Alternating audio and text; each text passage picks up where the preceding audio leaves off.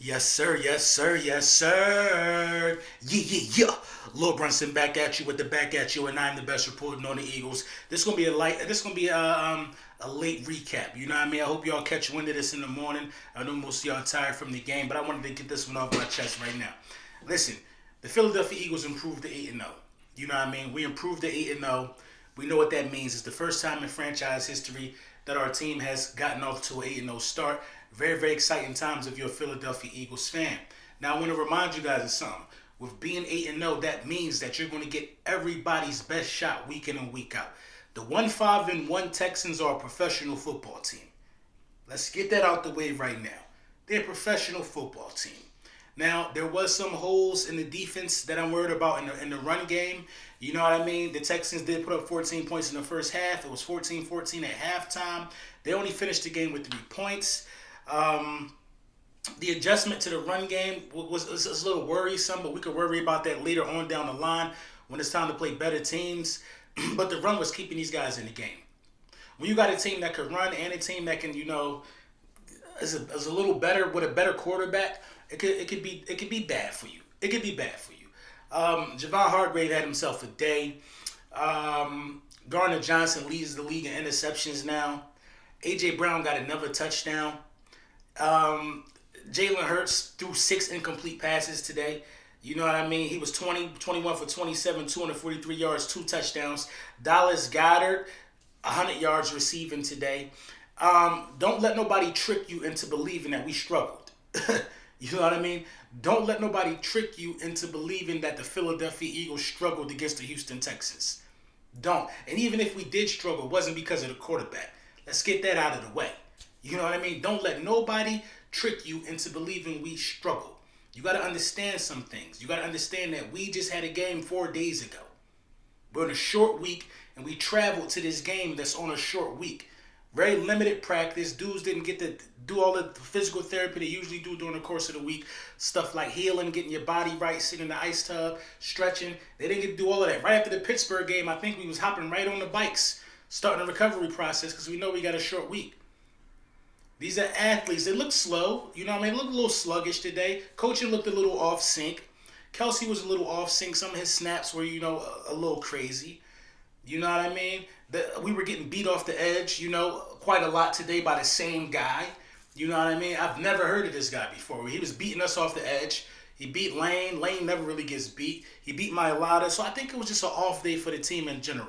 A lot of people did come to play, though. We never want to take that for granted. We're not going to say people ain't come to play, but it was an off day for the team as a whole. And listen, good teams win. Good teams win games like this.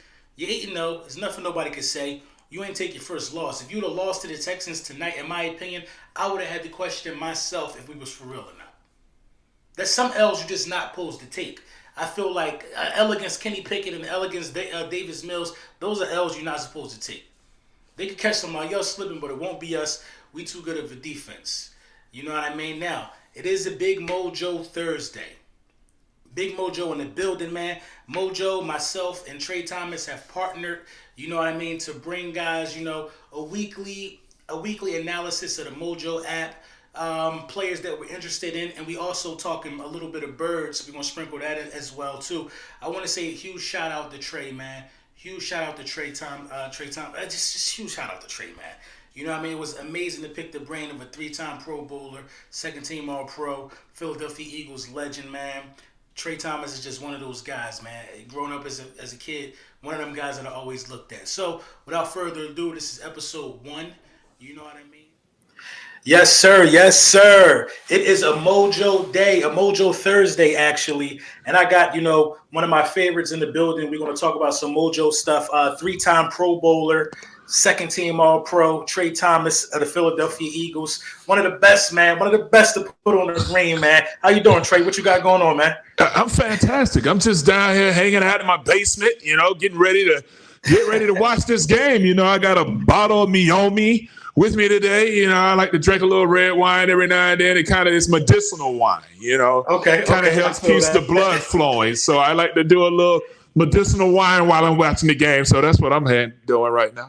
Yeah. It's going to be a good one, definitely. So let's talk some Mojo real quick. So who are some players that you're looking at like if I was new to the Mojo app, who would you tell me to, invest in? It could be league wide or Eagles guys. Well, just keeping it with the Eagles guys for tonight, because I mean it's game day. You know what I'm saying? Right, so right. everybody else, I'm not even worried about. But you know what I'm saying? Like right now, I just think that Dallas Goedert, because of last Sunday's performance, his numbers went down a little bit. And anytime you're buying stock, you know that you want to buy in low. And because his value dropped by negative 0.15%. All right, you know what? Buy him at a low end right now, because right now he was pregame, he was 11.29. Now he's 11.28. If you're going to buy it, now's the time to do it, is because it's a little lower. But you know how much he means to this game, to this team. So why not get in on him? And I think also when you're looking at Miles Sanders, because his production wasn't the same for last week, and that's going to continue to increase depending on who you play. That's another person that you can get in low right now, and just get. Those are the two that are really jumping out with me. That's for the Eagles. I think so as well. I'm gonna add Devontae Smith to the mix for that one. I think Devontae Smith. A lot of people, I don't know if the numbers of him right now on the Mojo app, but I feel like he's due for a breakout game that could also cause for a great increase for him as well. Now, do you think it's too late to buy in on Jalen Hurts? I've been debating with that question all week.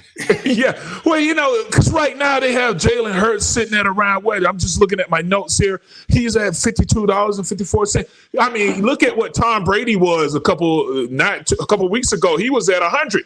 So why not? I mean, I think that Jalen Hurts is just going to continue to rise, and he would be someone that why not buy in? I think this is still low for him and a good value for him, just because you see how much he's going to continue to jump in. We're just getting started. I mean, you think he's going to have a drop off when he goes back home?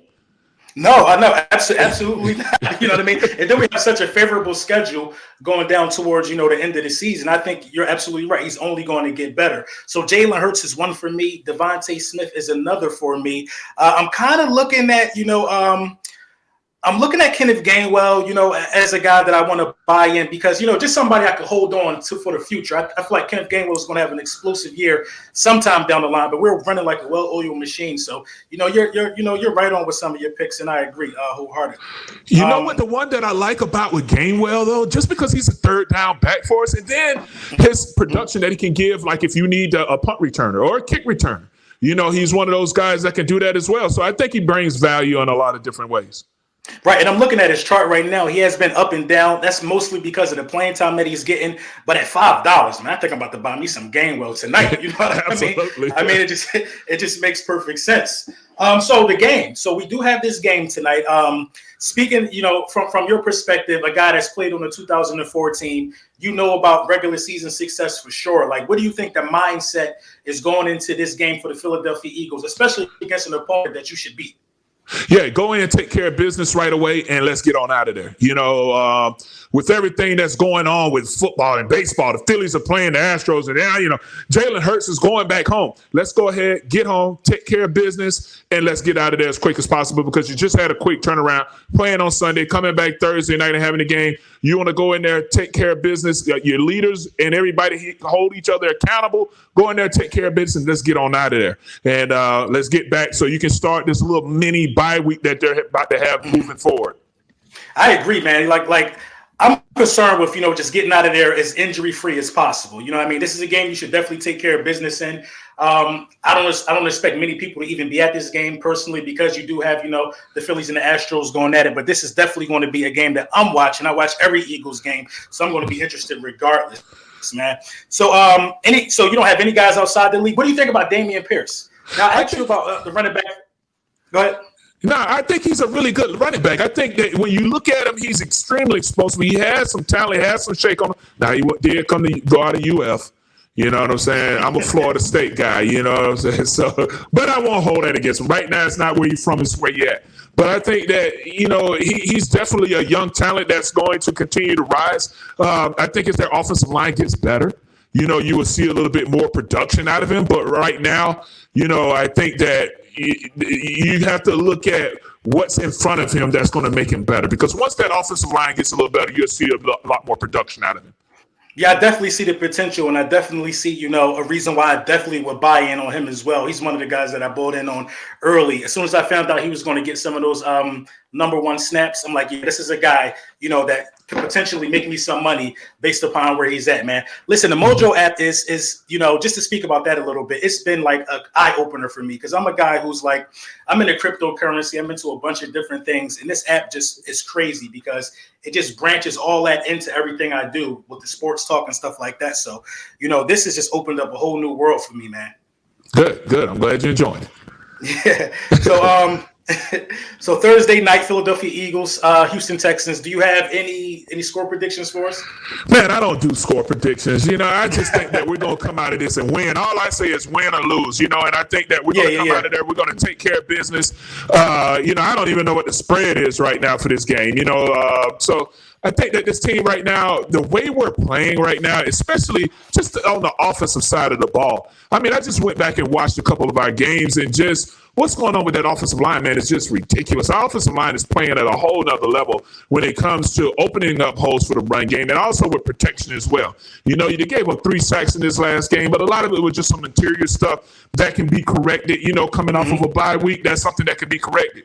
But one thing that I was really encouraged about when you go back and you look at our defense and the way we're playing, I mean, one of the things that I find about our defense is just how everybody is playing such sound football. You can see the safeties coming down, filling the gaps, defensive line being able to get in there and hold those gaps, control the offensive line. And our secondary is extremely second to none out there in that game, and it makes our defensive line even better. So if we can continue playing the way we've been playing, I see us just coming out of this with a W, and let's get on out of here. Yeah, I definitely see the W, man. You speak about some of those sacks, the 3 sacks we gave up, and Jalen Hurts talked about that in his press conference. That some of those were avoidable. You know what I mean? And he kind of was a little down on himself. After a performance like that, for a guy to still find things in areas that he correct, that's just mind blowing and second level to me as well. And I do want to add on to what you talked about the defense. The defense is just has been the spot that I was really banking on going into this season. I feel like if you have a defense playing the way that we're playing, the offense will catch up eventually. But you have both units for the Philadelphia Eagles definitely going out there and putting their best foot forward, man. I'm not even worried. I'm worried about the game because you got to play the game on the field. But, I'm going into this game, bro. It's a 1-5-1 team. You know what I mean? But every game has me on the edge of my seat. I guess that's just the fan in me. Yeah, and then, one of the things that's helping me with this team and this season is just the leadership within this locker room. I think they did a really good job of weaving out the guys that probably wouldn't be all in or would lose a little focus. I think that right now within that locker room, you have a lot of good leaders and a lot of the guys that are ready to hold each other accountable and make sure that we can keep this thing going. I think all of them have the same goal in mind, and I think the leadership within that locker room is going to hold this team together. Yeah, I agree, man. When you talk about the blended personalities that we have, you have Brandon Graham, who's a personality. You have Slay, who's a personality. Then you add in a Robert Quinn, who's one of those blue collar, let's get right to business type of guys. And I think everything just meshes perfectly with the Philadelphia Eagles. You got a coach who believes in the players. He believes in the players' brands. He believes in making sure the players get their just due. You got a quarterback who is learning, I don't want to say learning on the fly, but he's elevating his game almost weekly. And you got a running back in Miles Sanders who's hungry. The defense, I mean, this is one of the best Philadelphia Eagles teams that I ever seen in my lifetime. I'm expecting big things from him, man. So, I'm not going to be offended. I'm not going to be offended by that statement. You know what I'm saying? Listen, I said one of the best. I said one of the best. You know what I'm saying? I'm like, really? Like, this is what we're doing right here? I mean, just, all right, cool. I said, one of the best. You see, I want to ask you the obvious question, like, what differences do you see from that 2004 squad and this squad? You know what I mean? But since we're there, what differences do you see? I think that, I think maturity and leadership.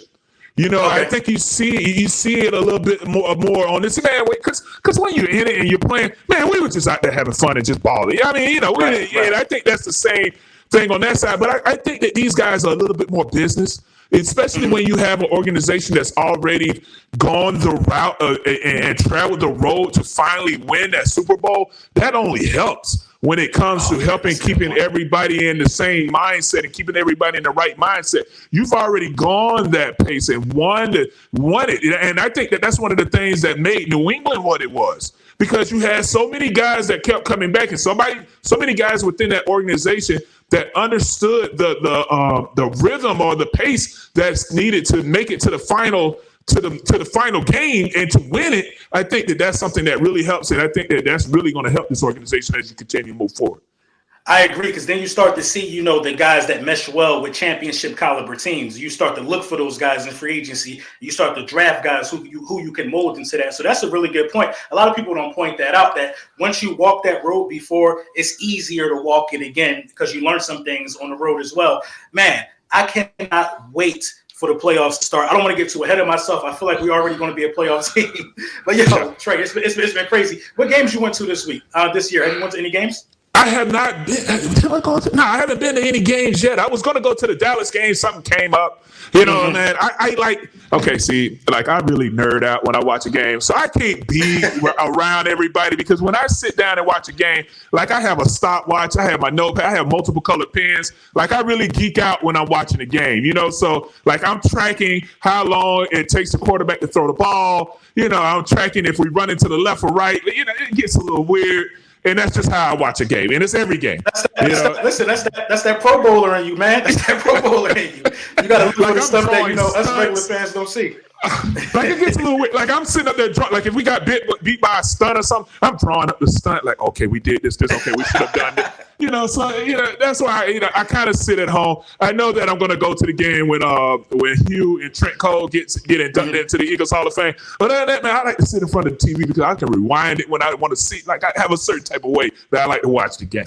No, that's totally understandable, man. So listen, this concludes our Mojo Thursday. We're going to be here same time next week. We're going to be talking about risers and fallers in the Philadelphia Eagles Mojo world and league-wide a little bit. We're going to touch on that.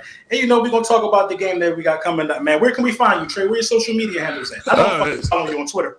Hey, already. Say 72 Trey Thomas, and that's really all I do with Twitter, man. I really don't do the gram. You know what I'm saying? Like, the missus does the gram for our business, man. I don't be on that. You can just hit me up on Twitter, man. I ain't hard to find. Right, Twitter is a sports world in itself, for real. Oh yeah, like, everything breaks on Twitter. Right, I make sure I plug Trey Twitter, man, and thank you, man, to the great Trey Thomas, man, for joining us today, and we'll see you guys next week.